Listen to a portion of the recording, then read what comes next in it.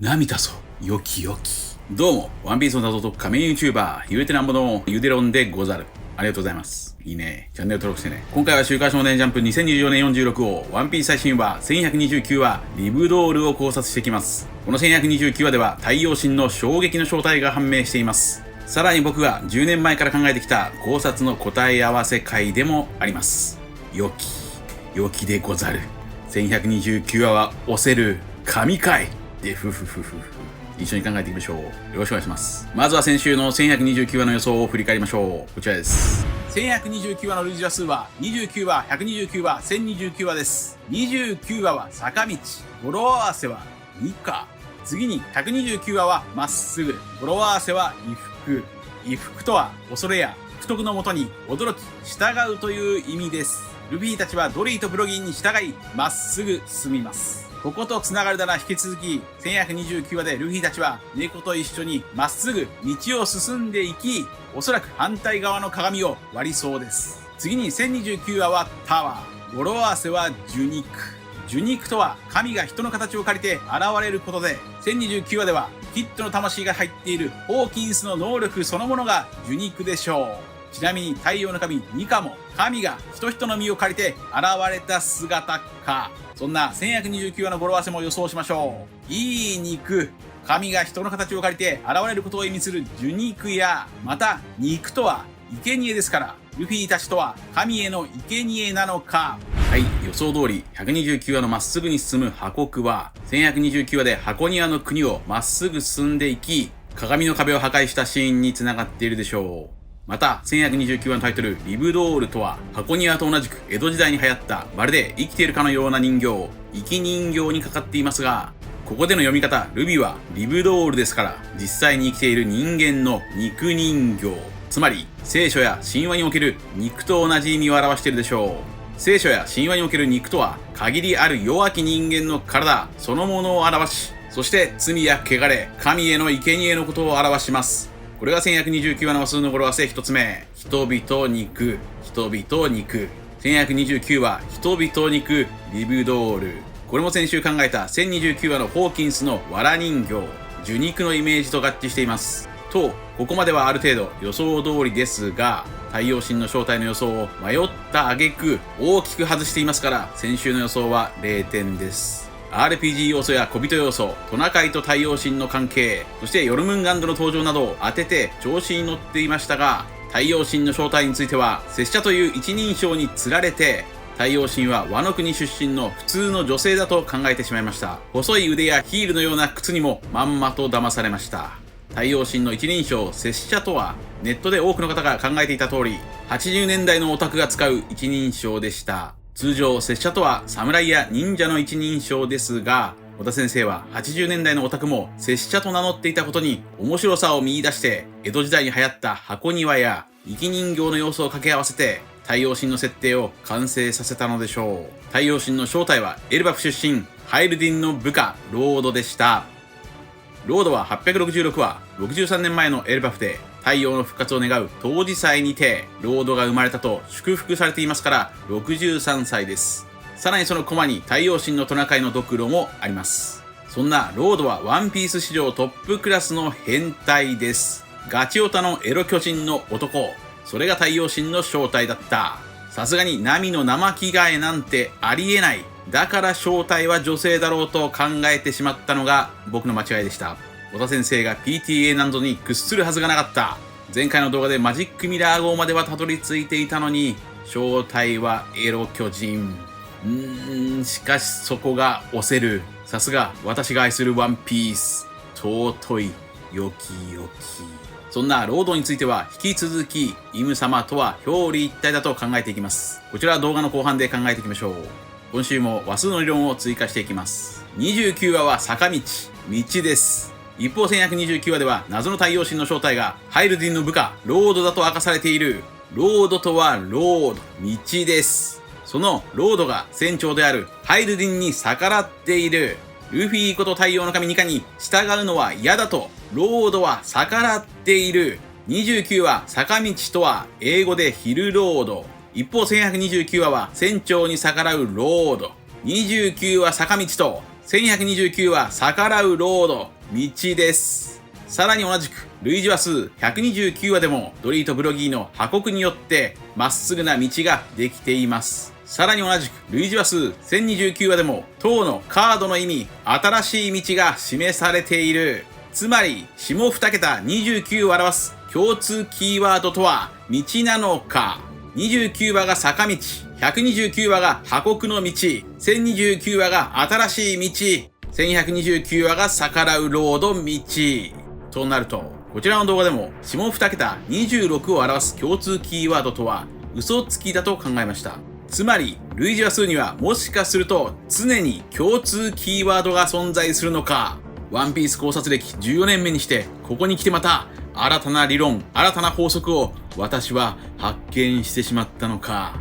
でふふふふふふ。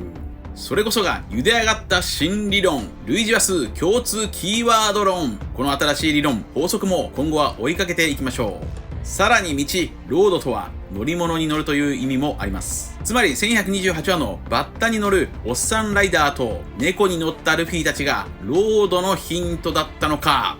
さらにロードではなくロードという綴りなら、ロードとは君主、支配者、貴族、そして神という意味です。ロードイコール貴族の支配者、神となれば、やはり偽の太陽神ロードとは前回考えたようにイム様のヒントキャラなのか。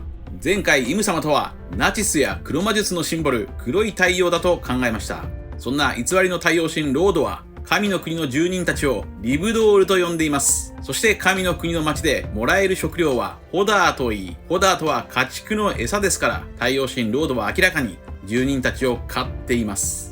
そんな太陽神の姿を見たゾロは、何が太陽、悪魔じゃねえかと言います。これも悪魔のような自称神イム様とつながります。一方ルフィはブロックの国に感動し、壊さないようにしようという。ルフィは何も考えていないようで違いがわかる男です。ロードは確かに肝オタですが、ガチオタでもあり、彼が作り出す世界や衣装はもはや芸術作品でしょう。これが1129話の話数の語呂合わせ2つ目。一つ一つ作る。一つ一つ作る。箱庭の世界を作るロードとは、リアルなスクール系のガチオタ。僕も子供の頃に RPG スクールを遊んだことがありますが、コードも書かず、素材もあんなにあるのに大変な作業でした。ゲーム開発や衣装作り、箱庭を作る作業は尊い神業です。ここでナミが手に入れた地図から箱庭の世界の全景がわかります。それはまさにノーランドが見失ったジャヤのようです。約10年前、僕は開園歴1127年は1127話に繋がるだろうと考えました。そして時が流れて1127話には世界中ユグドラシルが登場しています。このユグドラシルはノーランドが求めた黄金鏡がある島の半分、それが刺さったジャイアントジャックの神の島のようだと考えました。そして箱庭の世界の前景はまさにジャヤのようです。ユグドラシルよりも向こう側が鏡の壁になっています。この構造はワンピースの世界を表していると考えられます。ワンピースの世界とは4年前から繰り返しこのように考えています。こちらです。表裏一体とはこちらの動画で考えたように、ワンピースの1巻から60巻までの前半の海と61巻からの後半の海、つまり新世界は鏡のような表裏一体になっていると考えます。それはルフィとサンジのようなキャラクターから地形や事象にも表裏一体が設定されていると考えます。ワンピースの世界は幼樹イブを中心として前半の海と後半の海に分断されており、それは鏡のような表裏一体の世界だと考察してきました。そして鏡の箱庭にある城、ビッグスタイン城の旗はまるで全世界を表す地球儀のようでした。つまり約10年前に考えた開園歴1127年と1127話がつながるという考察は一応ギリギリ合っていたようです。エルバフ編と空島編は表裏一体になっている。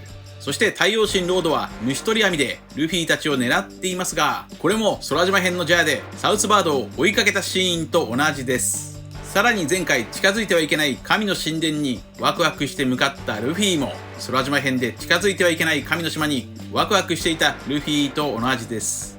さらに空島編でノーランドは神殺しを行っていますが、ルフィも耳神というウサギの神殺しを行っています。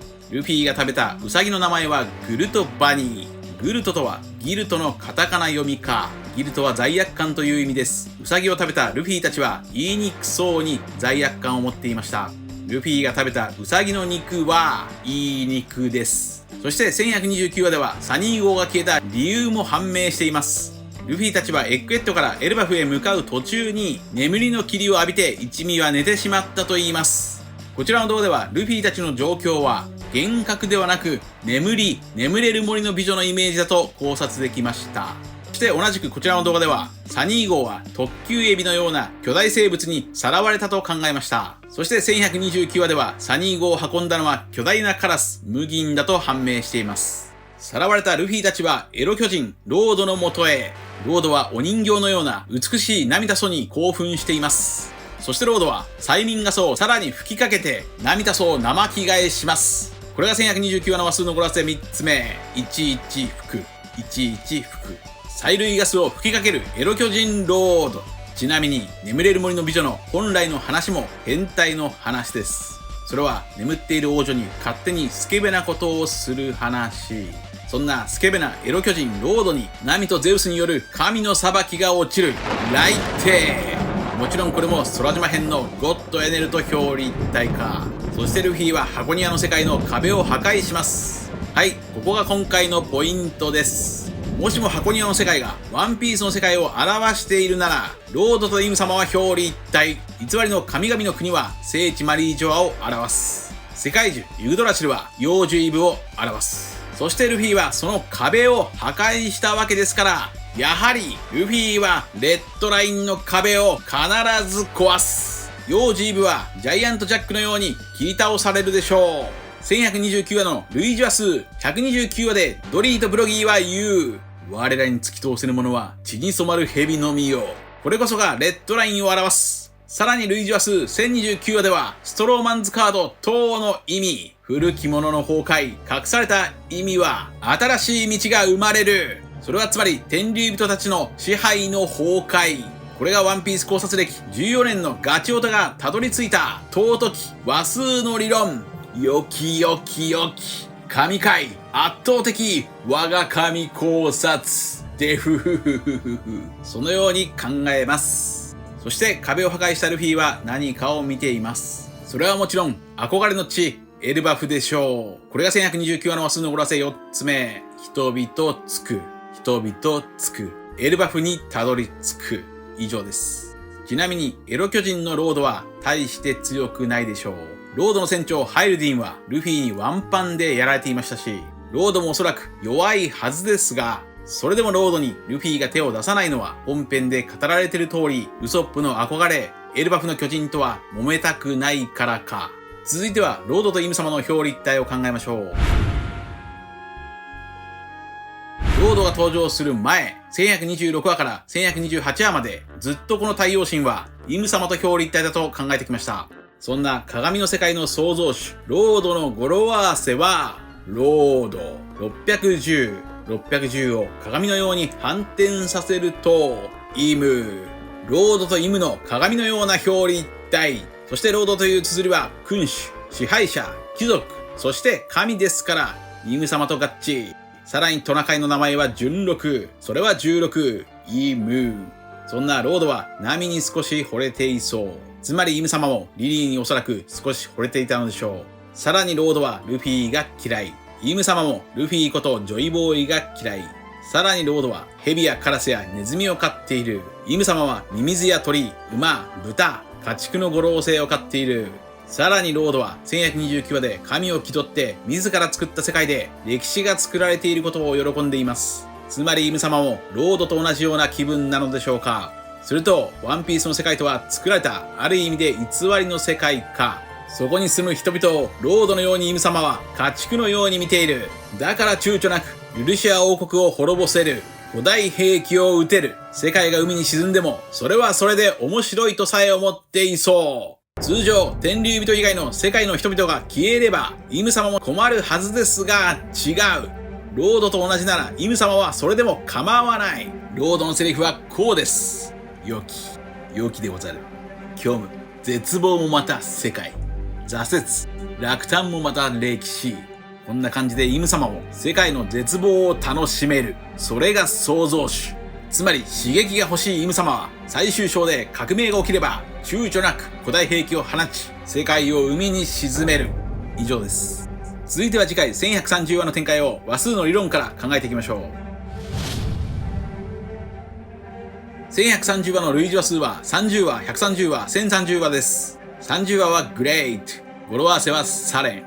サレンとは不機嫌に黙って怒るという意味です。計画が狂ったキャプテンクロが不機嫌に黙って怒っています。しかし30話と1130話が繋がるなら、おそらく扉への巨人ロボットでしょう。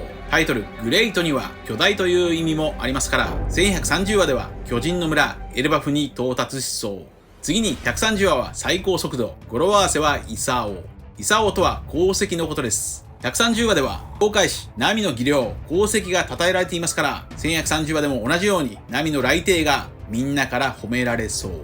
次に1030話は諸行無常の響きあり、語呂合わせはイレイザー。イレイザーすべてを消すもの、黒ずみの怨念火全棒が誕生しています。さらに1030話には古代巨人族の失敗作ナンバーズが登場していますから、やはり1030話はエルバフの話でしょう。また1030話では対ビッグマム戦においてローとキッドが作戦計画を練っています。一方30話ではキャプテンクロの計画が狂っています。130話でも次の航路の計画を練っていますから、下2桁30の共通キーワードは計画でしょうか。1130話でルフィたちは今後の計画を練るのか。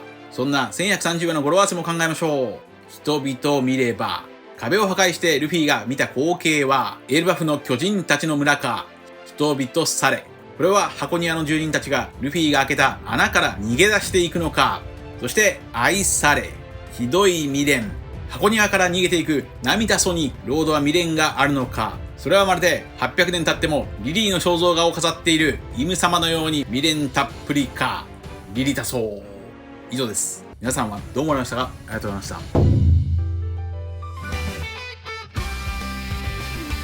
チャンネル登録してね。謎を解く鍵はより一体語呂合わせ、最強は数の理論に滑り倒すダジャレと音痴な私の考察には敵が多すぎる。謎を解くゆでろゆでろ、一緒に最後まで釈迦じゃない